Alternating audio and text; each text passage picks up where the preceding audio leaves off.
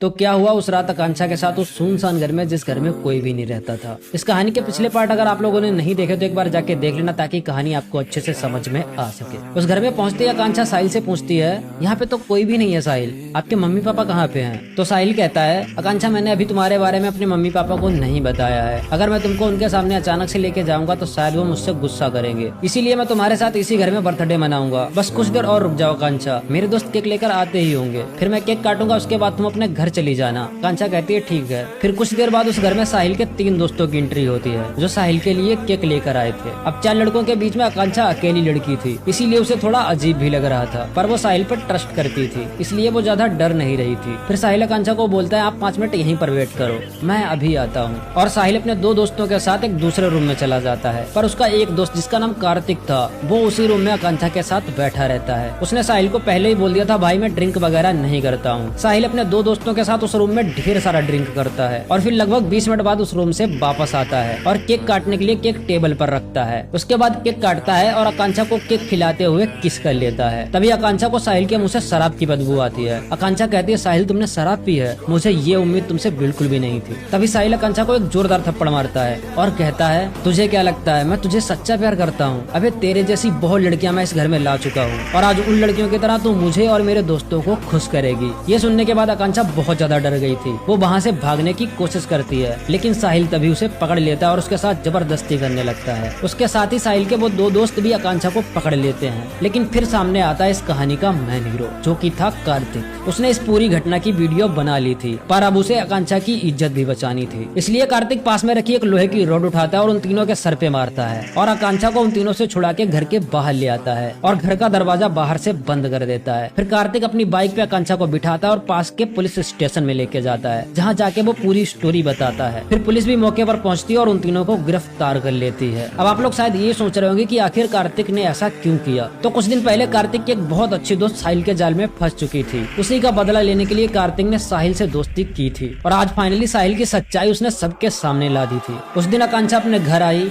और अपने फोन से फ्री फायर को हमेशा के लिए डिलीट कर दिया। ये कहानी उन लड़कियों के लिए है जो ऑनलाइन में अपना सच्चा प्यार ढूंढती हैं, तो थोड़ा संभल कर, क्योंकि हर लड़की को बचाने के लिए कार्तिक जैसा इंसान नहीं होता है।